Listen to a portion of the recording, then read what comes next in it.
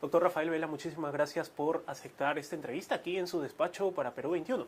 Vamos a empezar preguntándole cuál es la importancia de haber firmado un acuerdo de colaboración eficaz con la empresa OAS.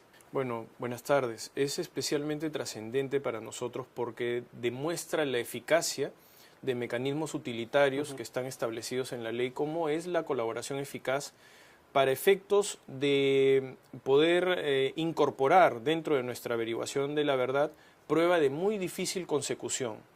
Es decir, los aspectos de la colaboración eficaz están definidos por el peso específico que brinda información a partir de la espontaneidad que pueda darse en el acceso a este tipo de mecanismos. Es decir, hay un compromiso irrestricto de colaboración y sometimiento con la Administración de Justicia del Perú, específicamente con el Ministerio Público y la Procuraduría Pública, para responder a todos los requerimientos de prueba relacionada con las investigaciones que tiene el equipo especial. Cuando usted se refiere a una colaboración sin restricciones, ¿qué quiere decir exactamente? Que en principio todo lo declarado testimonialmente por un grupo de ex ejecutivos va a venir respaldado con la prueba documental que lo pueda corroborar. No siempre la prueba documental está en poder de los ex ejecutivos. Muchas veces está dentro del acervo documentario de la propia empresa. Al ser este un acuerdo de carácter corporativo, todo el acervo documentario de la empresa con relación a los testimonios y a los requerimientos del Ministerio Público van a ponerse a disposición sin ninguna restricción. Y esto está pasando con el primer acuerdo ya firmado con Odebrecht. También no hay restricciones, no hay estas restricciones que se comenta. O sea, Odebrecht está entregando la información a toda la información que sea requerida por el Ministerio Público está siendo objeto de entrega por parte de la empresa Odebrecht también. Y aquí voy para hacerle esta pregunta. Ya en Brasil han declarado exfuncionarios, algunos de la Caja 2. ¿Cómo ve usted, que ha participado en las diligencias, la actitud de estas personas que están declarando ante el equipo Lavajato? Bueno, desde nuestra interpretación están cumpliendo estrictamente con los términos de lo que se han obligado, es decir, están aportando toda la información testimonial en principio, a partir de haber sido actores presenciales de los acontecimientos o de referencia, y en esa medida están aportando muy valiosa información para las líneas de investigación que están realizando los fiscales del equipo especial, sin ninguna restricción. Y la parte documental está siendo aportada también por la empresa a través del acceso al sistema Drowsys y MyWebDay. Entonces sí se está cumpliendo el objetivo de la Fiscalía después de firmar el acuerdo de colaboración eficaz. Así es, eso se ha venido cumpliendo progresivamente y ha ingresado ya importante y valiosa información dentro de las investigaciones. Se postergó el interrogatorio a Jorge Barata, ¿verdad? Este va a ser en abril. Lo que se dijo es que no había llegado todavía la documentación a nuestro país oficial de las declaraciones de estos testigos. ¿Ya llegó la documentación? La documentación ha llegado parcialmente. He sido informado de que hay un paquete de información que ya ha llegado el día jueves de esta semana, o sea, el día de ayer, y hay otra que está por llegar todavía. Hay que entender que la burocracia del sistema de administración de justicia brasileño implica de que toda la información recabada en la ciudad de Curitiba tiene que ir a la ciudad de Brasilia y tiene que ser procesada por dos unidades de cooperación internacional diferentes. Una vez que se supera esta burocracia interna en el Brasil, la información es remitida al sistema de administración de justicia de Perú a través de la unidad de cooperación internacional. Solamente después de que eso ingresa vía esta formalidad y este rito estricto, es que es posible de que se pueda incorporar toda esta información a las carpetas de investigación y sea de acceso también de las defensas de los investigados. Es por esa razón que a pedido del equipo especial se determinó la necesidad de postergar la declaración del señor Barata para permitir un interrogatorio mucho más exhaustivo en el que se pueda incorporar la información del mes de febrero obtenida en la ciudad de Curitiba. Entonces, en el interrogatorio de abril, los fiscales van a ir ya con la información oficial de estos exfuncionarios para que Barata pueda corroborar. Ahí coge la importancia el interrogatorio de Jorge Barata. Nosotros hemos entrevistado en Perú 21 al fiscal brasileño Orlando Martelo. Él dice que Barata es trascendental para las investigaciones del equipo especial Lavajato peruano. Sí, ¿no? Es verdad. El señor Barata tiene un rol relevante y preponderante dentro de nuestras investigaciones. Sin embargo, es una pieza más dentro de un esquema de investigación y de planificación estratégica de la Fiscalía. El señor Barata tiene la obligación, porque así lo ha asumido como compromiso, no solamente en la colaboración eficaz en el Perú, sino también en su condición de delator premiado en el Brasil, en donde también tiene obligaciones de decir estrictamente la verdad. No hay que olvidar que esta diligencia se va a cumplir en la ciudad de Curitiba y es dirigida por un procurador federal, habitualmente el doctor Orlando Martello. Y le asisten también las obligaciones propias de lo que eventualmente se ha obligado el colaborador, en este caso el señor Jorge Barata. Y también por ello las sanciones que correspondan no solamente a la ley peruana, sino también a la ley brasileña. Informaciones periodísticas acá en nuestro país señalan que Jorge Barata fue muy cercano a Alan García, tanto así que llegaron a un punto de tener una relación de amistad. ¿Usted cree que esta supuesta relación de amistad pueda influir en lo que diga Jorge Barata del expresidente peruano? Mire, los procesos de esta naturaleza son, si bien es cierto, de carácter espontáneo, obligatorios también para poder tener información que permita proporcionalmente otorgar un beneficio. En esa medida, el colaborador o el delator en Brasil, para tratar de establecer los términos análogos, tiene obligatoriamente que cumplir con decir la verdad. Esto implica de que no puede proteger a nadie en el relato fáctico, ni a un amigo, ni a un familiar, ni a una persona que pueda resultar por cualquier razón próxima a su entorno personal. De tal manera de que estas especulaciones respecto a la cercanía del señor Barata con el señor García pueden efectivamente ser ciertas, pero su obligación en términos de lo que ya asumió como compromiso en el Brasil y lo que es también su voluntad de someterse a una colaboración eficaz en el Perú, determina que él deba decir todo lo que sepa sobre las preguntas que le son formuladas por parte de los fiscales, sin ninguna restricción. La consecuencia de no decir la verdad es grave tanto en el Brasil como en Perú. ¿Y cómo la Fiscalía se da cuenta que el señor Barata en algún momento ha mentido? Corroborando su testimonio.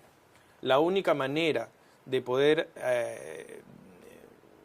distinguir entre lo que podría ser una versión que no se ajuste a la realidad y otra que sí lo es a partir del trabajo proactivo de la Fiscalía en el tema de la corroboración. Ahora, la corroboración es una obligación del señor Barata y de la empresa Odebrecht, que acompañan sus obligaciones propias del convenio de colaboración eficaz. Por eso nosotros confiamos de que estrictamente todo lo que el señor Barata pueda decir esté dentro de un nivel también de corroboración efectiva.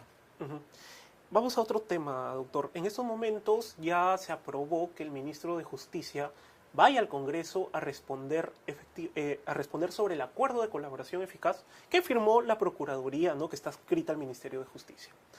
Pero la crítica principal, o por lo que está yendo el ministro, es porque ese convenio, según la impulsora de la interpelación, la congresista Jenny Vilca Toma, sería ilegal. Primero porque la ley bajo que se ampara el convenio señala que Odebrecht tiene que pagar la reparación civil de manera inmediata. Y el monto de la reparación civil es muy corto porque ya se había hecho otro cálculo anterior y todo eso. ¿Cómo ve esta situación? ¿Puede generar un problema para lo que ya se ha firmado con la empresa Odebrecht? Bien, para nosotros no existe ninguna diferencia sino el análisis propio de que esta es una decisión de un grupo político que está vinculado a criterios más bien de carácter político y no necesariamente técnico. Nosotros somos un órgano de carácter técnico y como tal nos sometemos plenamente a la legalidad. Esto quiere decir, en otras palabras, que todos los aspectos relacionados con la legalidad del convenio no los podemos discutir públicamente, sino los argumentamos y sustentamos ante el Poder Judicial que hace el control de legalidad correspondiente. De tal manera que los actores legitimados, que es el Ministerio Público de manera autónoma, la Procuraduría Pública de manera autónoma, el propio colaborador que aporta la información y su corroboración, y finalmente el Poder Judicial a través de la garantía de la independencia en el ejercicio de la función jurisdiccional, son los que nos pueden vincular a cualquier discusión de esta naturaleza respecto a la legalidad. Nosotros no podemos discutir políticamente la legalidad de nuestros acuerdos, porque tenemos un foro preestablecido que es el del Poder Judicial, conforme corresponde al sistema de audiencias reservadas, y es en el Poder Judicial y en el sometimiento a la majestad del poder del Estado, del Poder Judicial, que nosotros debemos materializar nuestras expectativas respecto a nuestros requerimientos. ¿Pero no siente una injerencia del Poder Legislativo en temas judiciales? ¿En sus temas? Sin duda es una injerencia de carácter político, pero nosotros tenemos que mantenernos ajenos a esa expectativa. Por eso reitero, nuestro trabajo es estrictamente técnico. El trabajo político, con todo respeto, es ajeno a lo que es nuestra capacidad de poder discutir estos temas, sino a partir de lo que es el control de legalidad correspondiente a nivel del Poder Judicial. Bien, usted nos habla del control de legalidad, doctor Vela. ¿Cuándo la jueza va a aprobar el acuerdo de colaboración eficaz? Bueno, vea usted, hay un importante trabajo logístico que tiene que ver también con algunas restricciones que tenemos dentro del equipo especial. Nosotros somos un grupo relativamente corto de fiscales y de personal administrativo. Entiendo que hay un compromiso permanente de la institución en poder ayudarnos a través de la señora fiscal de la Nación, que ha mostrado siempre su interés por tratar de darnos todo lo que necesitamos, pero también nosotros reconocemos que la señora fiscal de la Nación tiene limitaciones en términos del presupuesto que ha solicitado al Poder Ejecutivo y que hasta el momento no ha podido ser facilitado. En esa dimensión, nuestras restricciones respecto a nuestras necesidades como equipo especial son plausibles y tenemos que tratar de ser solidarios en el esfuerzo para mantener una operatividad que corresponda a un caso de esta envergadura. Digo esto ¿por qué razón? Porque el trabajo logístico de presentación de un convenio de la envergadura del suscrito con la empresa Odebrecht no solamente está definido por la cantidad de información que tuvo que haber sido procesada, sino también porque tienen que acompañarse todos estos anexos para que el Poder Judicial esté en condiciones de poder efectuar un control de legalidad exhaustivo. Entre anexos tenemos aproximadamente entre 500 a 600 tomos de información que deben acompañar a los ejemplares que ya han sido objeto de firma en la ciudad de Sao Paulo. Entonces, este aspecto logístico, que implica un cierto grado de burocracia interna, implica la obligación de que toda esa información sea procesada, además de foliada en letras y números. Y todo va en físico hacia la sala de la jueza, ¿verdad? Así es, porque la jueza necesita tener toda la información que a su vez se va a ver expresada en una argumentación de carácter oral, porque es a través de la palabra hablada, del principio de oralidad, que se tiene que hacer una síntesis correspondiente a esta información. Pero la información tiene que estar físicamente acompañada al requerimiento y es por eso que estamos en ese esfuerzo logístico de poder cumplir en el más breve plazo con todo lo que tiene que ser. Nosotros calculamos que debemos estar cumpliendo ya con este trámite durante la próxima semana.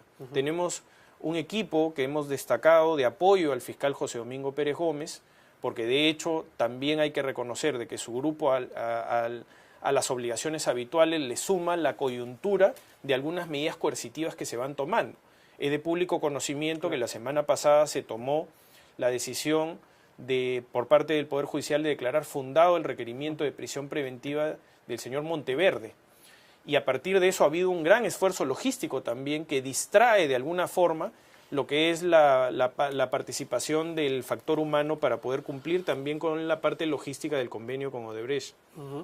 Entonces hemos brindado un apoyo dentro de nuestras limitaciones también como coordinación para que pueda apoyar al doctor Pérez en ese esfuerzo colectivo y estemos en condiciones de poder presentar el acuerdo a la brevedad posible. Que sería la próxima semana a más tarde. Entendemos que ese es nuestro objetivo y estamos en esa planificación. Doctor, ya que estamos hablando de tiempos, el fiscal Germán Juárez, que también forma parte de este equipo, él anunció que próximamente, ya muy pronto, lo dijo en enero, se iba a pedir, se iba a hacer la acusación del caso Humala Heredia. Van a pasar ya 3 meses y se planificaba que esta acusación iba a ser en febrero. ¿Por qué la demora? ¿Qué ha pasado? Mire, en el caso del fiscal Germán Juárez Atoche, ¿no? El fiscal puso fin a la investigación preparatoria hacia, me parece, el día 11 de enero.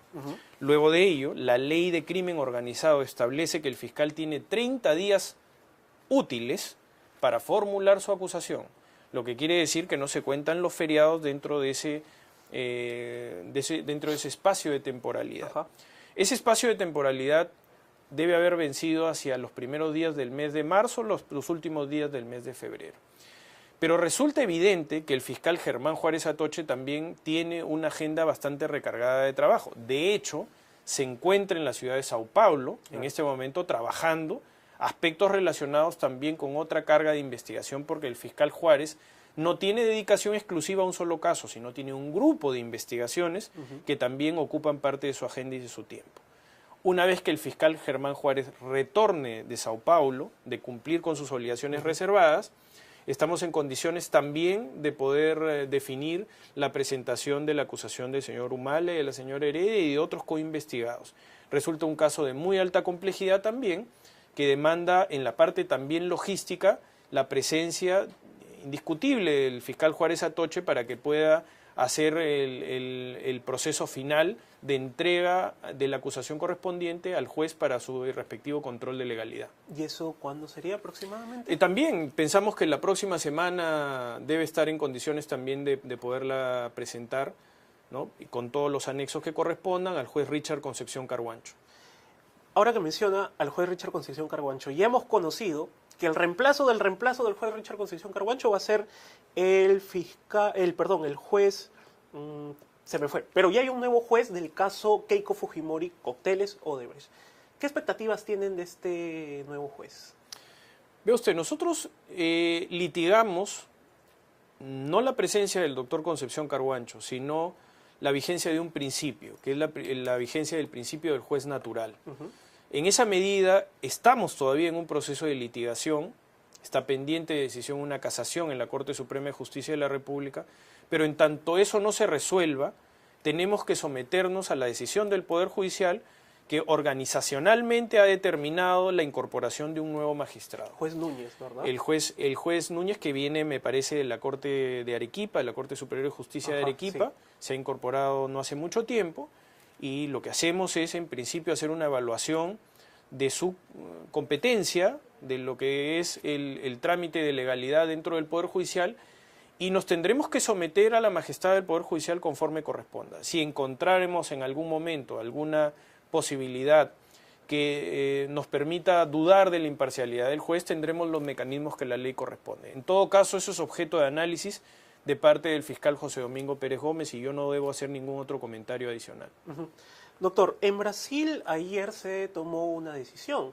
El Supremo Tribunal Federal, más o menos en blanco y negro, dijo que los aportes de la Caja 2 a campañas políticas brasileras también va a tener que ser analizado por la justicia electoral y no solo por la justicia común. ¿Esto tiene alguna incidencia en nuestro país, teniendo en cuenta que acá hay muchos casos que Odebrecht mandó plata para campañas políticas peruanas? ¿Va a influir eso en nuestro país? Nosotros pensamos que no, porque de hecho se trata en principio de dos sistemas de administración de justicia diferenciados.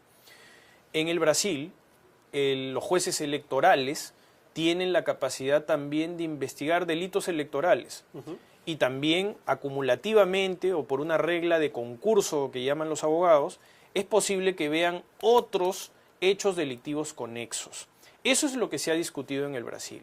Naturalmente que hay una gran crítica porque determina que la justicia electoral, que tal vez no esté preparada para casos de gran criminalidad, de gran envergadura, como son casos de lavado de activos, de corrupción de funcionarios, conexos a un delito electoral, estos deban ser vistos desde la perspectiva más bien del que mayor lesividad deba tener.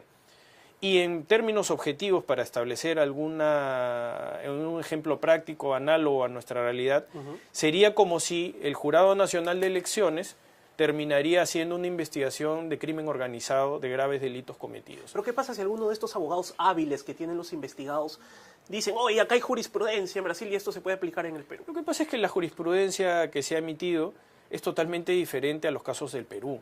Entonces, si están en su derecho de poder presentar todos los argumentos que correspondan a su esquema de defensa, pero nosotros estamos también claros en que nuestros casos están claramente fundamentados y posicionados respecto al concepto de legalidad. Así que desde nuestro punto de vista se tratan de casos que no tienen ninguna incidencia, porque no se está analizando si la conducta es delito o no, sino qué juez debe ser el competente para analizar estos temas. Y de hecho no es el primer caso que ha sucedido. Es más, de hecho en Brasil lo que ha sucedido más bien es que los jueces electorales han archivado el delito electoral y han devuelto a la Fuerza de Tarea de Curitiba y al juez en su momento Moro, que ahora ya no está más, y es el ministro de Justicia, han devuelto las investigaciones, lo que puede sí implicar un grave retraso para la justicia brasileña, pero que en términos de aplicación de lo que es la conducta delictiva en el Perú, no tiene absolutamente ninguna referencia, porque es indiscutible que la procedencia y la naturaleza ilícita de los fondos de la Caja 2, eso ya ha sido objeto de sentencia definitiva en el Brasil. Doctor, ya para ir finalizando con esta entrevista, quiero regresar a OAS. ¿OAS ya ha reconocido en qué obras dio coimas? Mire, eso es algo que yo no le puedo comentar, porque forma parte de la reserva de todos los hechos que son objeto de reconocimiento voluntario por parte no solamente de la empresa, sino también de un grupo de ex ejecutivos. En esa medida yo no puedo violar el deber de pero reserva. Pero ahí hay un reconocimiento. Sin embargo, sí debo decir que la empresa y estos 5 ex ejecutivos se han sometido plenamente a la Administración de Justicia del Perú y están dispuestos a responder a todos los requerimientos que el Ministerio Público formule en su oportunidad. Hay una orientación, de cualquier modo, de investigaciones que ya están abiertas en el Perú y que pueden estar vinculadas a la presencia de la empresa OAS. Más no puedo comentar, porque se trataría de aspectos que además están progresivamente incorporándose, y es por eso que tenemos un grupo de fiscales que aún permanece en la ciudad de Sao Paulo, obteniendo importante información para que en su momento sea incorporada a la estrategia autónoma de cada fiscal del equipo especial. Doctor, los críticos del equipo especial Lavajato señalan que ustedes tienen una preferencia por investigar a ciertos políticos. Pero, por ejemplo, la señora Susana Villarán, estos son lo que dicen, ni la tocan. ¿Cómo está la investigación de la exalcaldesa de Lima?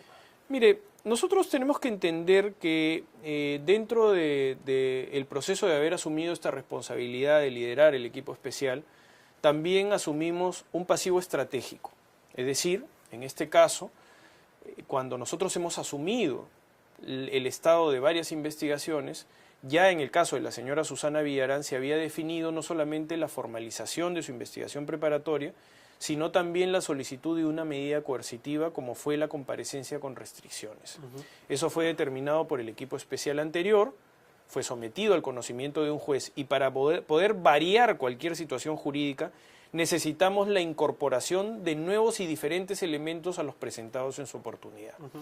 Eso es objeto de análisis por parte de cada fiscal de manera autónoma. No descartamos que en su momento se puedan pedir variaciones de medidas coercitivas, pero eso es algo que no me corresponde a mí decirlo. ¿En simple es pasar de una comparecencia con restricciones a una prisión preventiva? Sí, sin embargo, los estándares de las prisiones preventivas a partir de la sentencia del Tribunal Constitucional del caso Humala Heredia se han exponencialmente incrementado respecto a los requisitos de procedibilidad.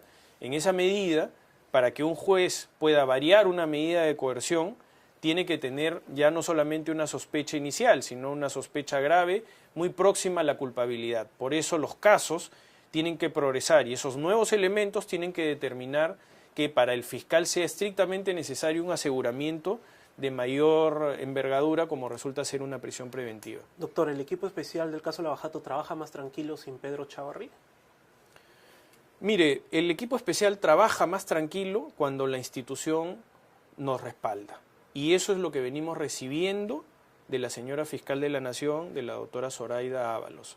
La doctora Ábalos nos respalda y eso nos permite que dentro de restricciones presupuestales podamos mantener la perseverancia y la organización correspondiente para que los casos sean impulsados proactivamente.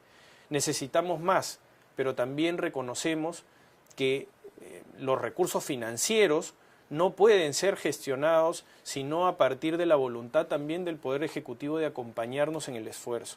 Sabemos de la actividad permanente de la señora Fiscal de la Nación de apoyarnos en todo lo que necesitamos, pero también nosotros necesitamos crecer logísticamente y eso no es posible si no nos dan el incremento presupuestal que la señora fiscal de la Nación ha solicitado al Poder Ejecutivo, específicamente al Ministerio de Economía. Doctor, la última pregunta, ¿qué les puede decir a esta gente que dice, pucha, dejaron fugar a Gonzalo Monteverde, a Félix Moreno, que son personajes implicados en sus investigaciones? Ya ellos no están, o sea, no hay rastros de esas personas. Bueno, en el caso del señor Félix Moreno, nosotros cumplimos con presentar una prisión preventiva y el Poder Judicial declaró infundado nuestro requerimiento de prisión preventiva. En segunda instancia, más bien, la decisión de la jueza Arias en ese momento fue revocada y más bien nos concedieron la prisión preventiva, pero el señor Félix Moreno ya estaba como no habido y había fugado. En el caso del señor Monteverde, nosotros hemos pedido una detención preliminar que nos fue concedida, pero la Policía Nacional no tuvo la posibilidad de capturarlo. Luego hemos pedido una prisión preventiva y el señor se encuentra prófugo de la justicia. Confiamos que la labor eficiente de la Policía Nacional nos permita que sea ubicado y capturado el señor Monteverde y sea puesto a disposición de las autoridades como corresponde. En este caso específicamente de la fiscalía que lidera el fiscal José Domingo Pérez Gómez. Doctor, ¿hay empresas peruanas que buscan acogerse también a los procesos de colaboración eficaz? Yo no puedo responder eso en términos específicos, pero lo que sí puedo decir que objetivamente el marco de legalidad está funcionando. Los ejemplos que pueden ser públicos, como el de la empresa Odebrecht y el de la empresa OAS, permiten inferir válidamente de que este mecanismo está siendo funcional a los intereses del Ministerio Público en la averiguación de la verdad y está siendo un instrumento utilitario muy valioso en el proceso de aseguramiento de fuentes de prueba. En esa medida, es verdad que hay muchos procedimientos que están activos, pero yo no puedo dar una aproximación efectiva ni cuantitativa ni cualitativa. Pero sí debo decir que la ley está funcionando y que para nosotros es un instrumento de mucho soporte y ayuda en el proceso tan complejo de enfrentar además defensas tan calificadas. Bien, doctor Vesla, le agradezco, muchísimas gracias por conversar con Perú 21. Hasta luego.